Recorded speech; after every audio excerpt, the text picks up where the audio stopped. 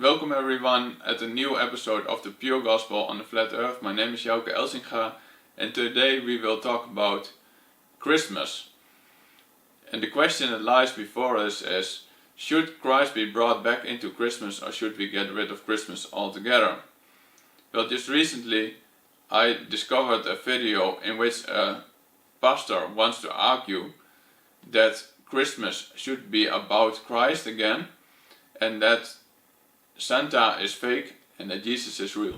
We shouldn't lie to children. Sir, Hey, not here today, please, sir. knock it off.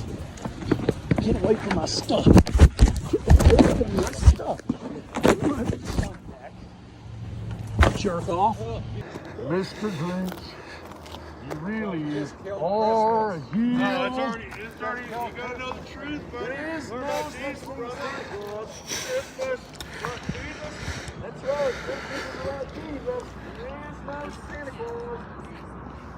Excuse me, this is a public school. You guys cannot stand here. You're welcome to go stand on the lot that's legal.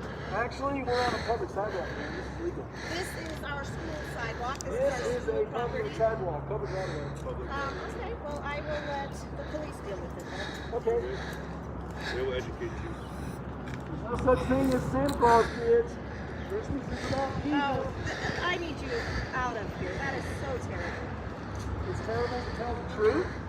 It is terrible The to truth is stand in front of terrible? an elementary school with a Shouldn't scary you- mask on. Shouldn't you guys be teaching? Can you the please? truth? Can you please remove yourself from the sidewalk and go over there to the city while I get the police check? No. I'm not. I'm nervous that you're going to scare children. My job is to keep kids safe. I'm not very So sure. Santa Claus scares children.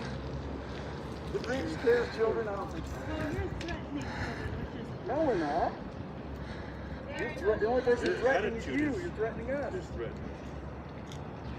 There is no such thing as Santa Claus. I found it quite hilarious because you see all kind of responses of parents who are upset that they're being exposed basically. Apart from the fact that children are being manipulated into obedience, there are all kinds of other elements which are associated. Many people all over the US and around the world celebrate Christmas every year with the same routine. They put the Christmas tree up, they put up decorations, and lastly they buy gifts, wrap them, and place them under the tree.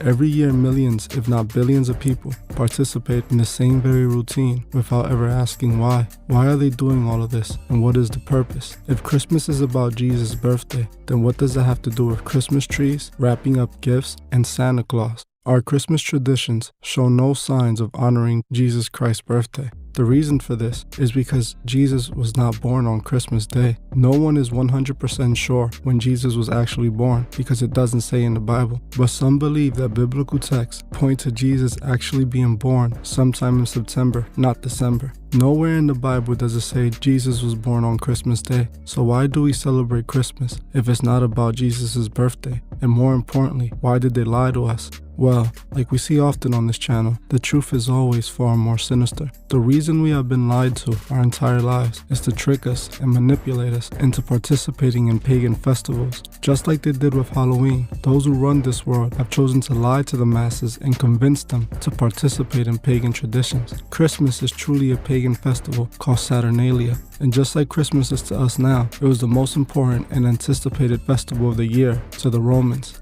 Saturnalia started on December 17th and lasted into December 25th. Just like we do in modern times, the Romans would shut down schools and businesses, everything would be closed, and families would get together. Families decorated their homes with wreaths and fir tree branches and filled up stockings with gifts. The Romans spent the days giving each other gifts and feasting. The entire festival was in honor of the god Saturn, who was the god of agriculture. The Romans would even make an offering and start the festival with a sacrifice to the god. Most of the traditions of Christmas we celebrate today come from this pagan festival. So how did the Romans convince the world that somehow it was a day connected to Jesus Christ? Just like we saw with Halloween and All Saints Day, when the Romans converted to Christianity and created the Roman Catholic Church, they brought with them their pagan festivals that were meant to honor their pagan gods, turning these festivals into Christian holidays. falsely proclaiming December 25th was Jesus' birthday so they may justify their pagan festival. The Romans also believed that December 25th was the birth of their sun god.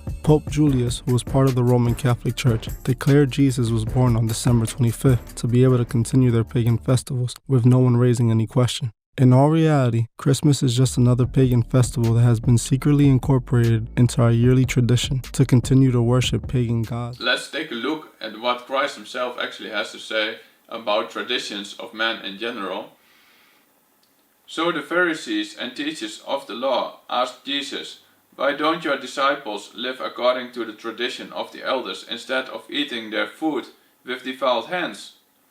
He replied, "Isaiah was right when he prophesied about you, hypocrites. As it is written, these people honor me with their lips, but their hearts are far from me. They worship me in vain. Their teachings are merely human rules. You have let go of the commandments of God and are holding on to human traditions." Christmas obviously is a human tradition. Christ was not born at December 25th, and this entire tradition ultimately came from paganism. Apart from that, Jesus as a child, his birth, and that were obviously very important events, but back then he was not yet the Christ. He had not yet become the Christ. He became that later on, and right now he is seated at the right hand of the Father. So he will judge all things.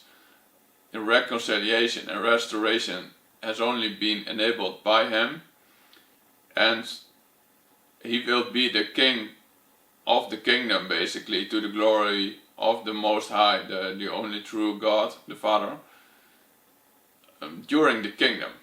It's our obligation to follow him, to listen to what he says, and to also obey him. And that is actually the essence of what it means to be a follower of Christ, and to focus on the restoration mindset, to have the same restoration mindset as Christ has, which has to do with the earth and everything and everyone who is on there being restored. So that is what should have our focus. We should not focus on a little child being born somewhere in Bethlehem. By the way, this was a very tragic event for many people in that time, because there were many babies being killed, because the king at the time gave orders to kill all the babies. Joseph, Maria and Jesus had to flee to Egypt. So this was all very stressful and especially painful and outright tragic. We should move on beyond the elementary things. We should not be worldly. We should be like salt and light. We should be a contrast for people around us, people who are struck in the futility of their thinking. This is also what we read in Ephesians 4 verses 17 up to 19. "So I tell you this, and insist on it in the Lord, that you must no longer live as the Gentiles do, in the futility of their thinking. They are darkened in their understanding and separated from the life of God because of the ignorance that is in them, due to the hardening of their hearts. Having lost all sensitivity, they have given themselves over to sensuality, so as to indulge in every kind of impurity, and they are full of greed." So we read there that we should no longer be worldly and God of God by distractions and the futility of human traditions also, basically, because it has to do with that as well. So I'm not against feasts, I'm not against celebrations, I'm not against food, I'm not against family meetings, but I am against pagan traditions which are associated with historical events in the Bible. All of this has nothing to do with following Christ So we should just get rid of that, and we should focus on following Christ, and we should be spontaneous, we should not lie, we should not manipulate children. This is it for the video about Christmas. If you have any questions or comments, just feel free to drop them in the comment box and to approach me. That would be nice. And we hope to see you in the next episode of the Pure Gospel on the Flat Earth.